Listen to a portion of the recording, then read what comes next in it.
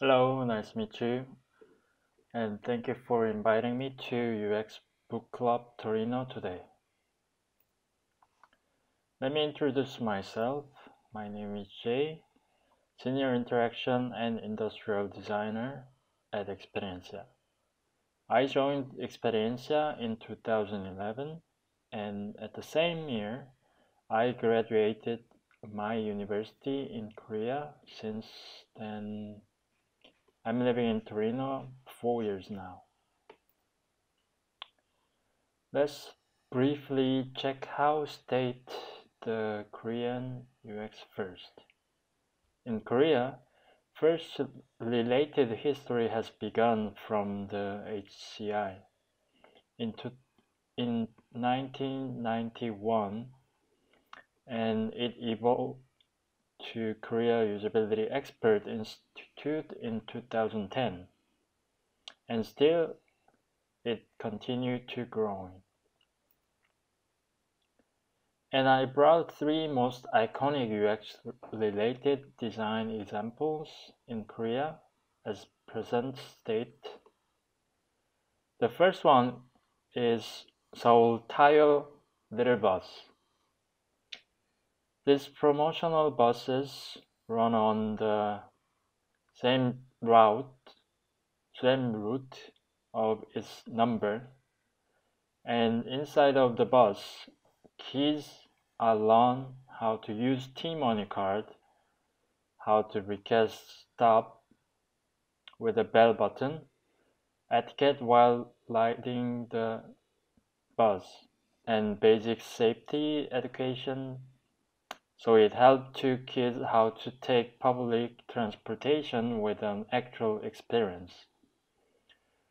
One more interesting thing is this Tayo Little Bus animation is on air through Kid Channel in Korea as well.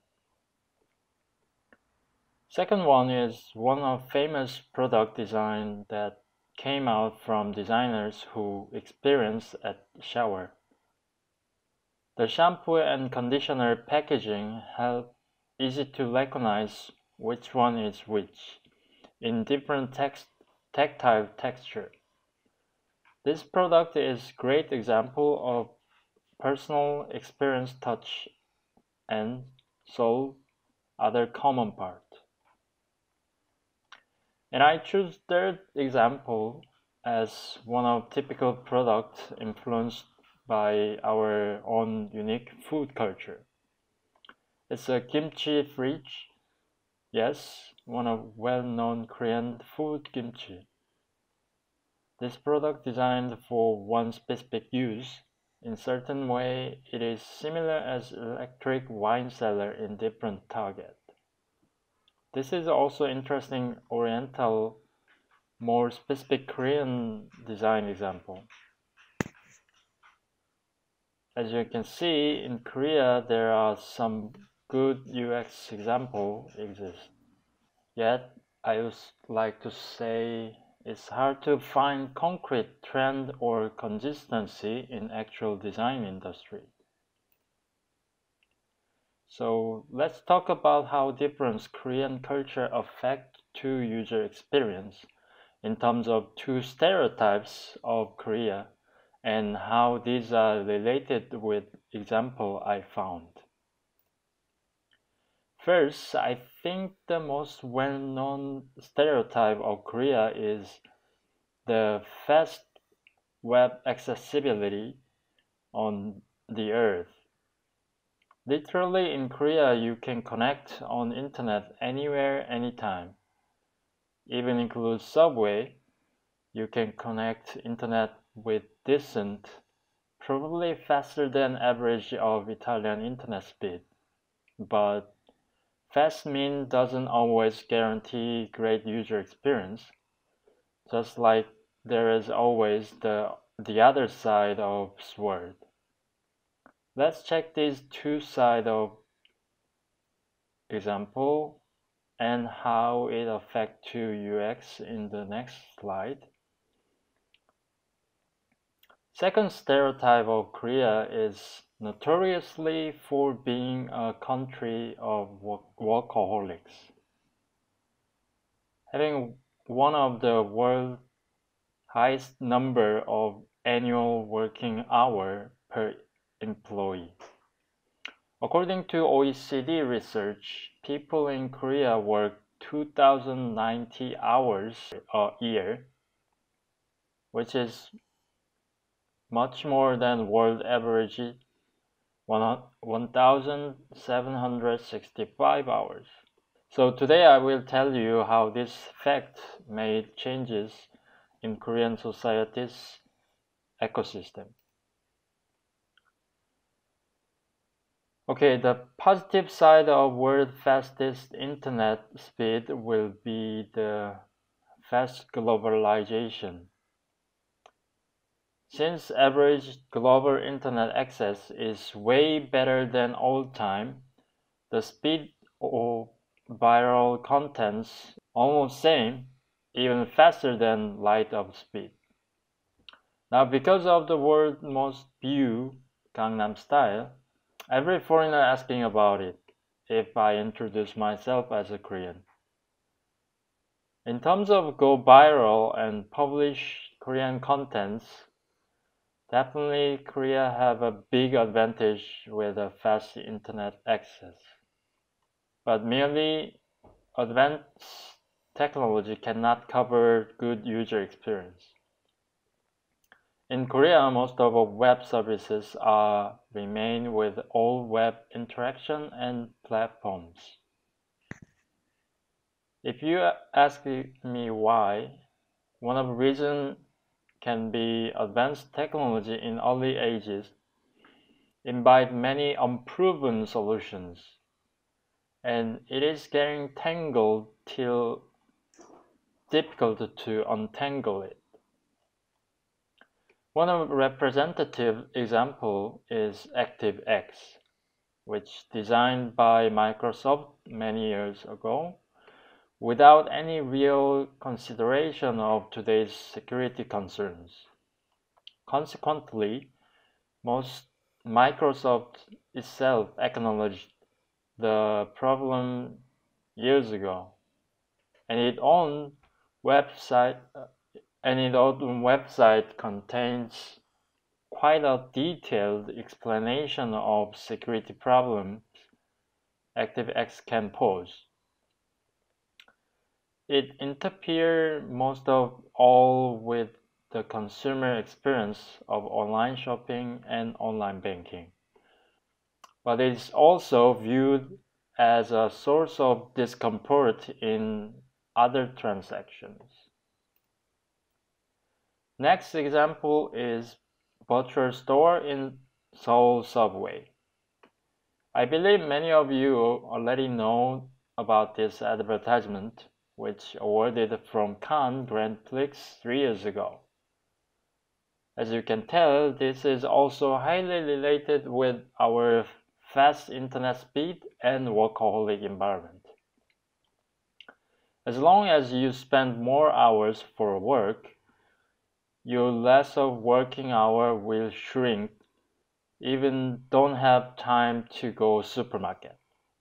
One of the reasons why this campaign paid attention from many people is there was many demand from people, and those demand worked well and used well with it.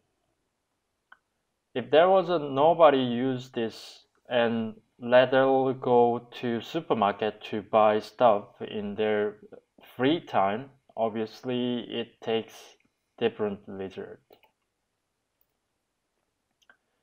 Last example of related with a Korean stereotype is 24 hours open services. In Korea, more people work, the less time they have to spend on other activities, such as personal care or leisure. The amount and quality of leisure time is important for people's overall well-being and can bring additional physical and mental health benefits. In result, it expands daytime and change whole ecosystem in Korea. One service open to 24 hours mean there need people to work as long as it open, which boosts workaholic environment more and more. I believe it caused by serious competitive environment in Korea. From school, Korean facing and get used to this competitive mindset. Like, I have to be faster than other in order to achieve win or success. Therefore, this mindset keep effect even when he or she grown up, eventually just chasing speed rather than productivity or lifestyle. This must be the biggest difference point between Italy and Korea. Speaking of difference between Italy and Korea, here are 3 experience examples I had while I'm living in Italy. The first example is online shopping culture. In Korea, you can order almost everything through online, even ingredients of your meal, such as a fresh vegetable, or any kind of groceries. And more surprisingly, all orders can be delivered into 24 hours only, even less sometimes. I understand that in Italy, yet there is no major chain or the domestic online shopping malls such as Amazon in US. And people doesn't fully trust about buying stuff without seeing on their hands.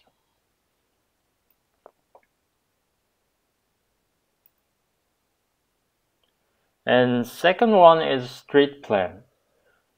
In Italy, I believe you can find right direction to wherever you like to go if you have address and Google Map application in your smartphone. It's amazing how the street and address are well arranged and aligned from old time. If you had the experience of finding specific address in direction of Korea, apparently you can tell it was nearly impossible because of the complicated system of street name and signage. And as you can see, there's apparent contrast between the town I grown up in Korea and where I currently live in. The last one is restaurant experience. One of the different experience I had in Italy is the restaurant experience. It was in a way made me open my eyes to see other side of service design. Before I experienced, my mindset and approach for service design was a little bit like one side only, which are custom-oriented design thinking. Basically, I was surprised that waiters are really relaxed and taking time for their own reasons. And most of people who order the food and wait their meal with a fully respect to waiters. In Korea, this experience is pretty different. After this moment was my service design thinking changed from custom oriented to everyone. So today I try to address many interesting points through this presentation. I hope you found some inspiration and insights. Thank you for listening to my presentation, and if you have any questions or would like to contact me, feel free to send me an email through this contact. Ciao!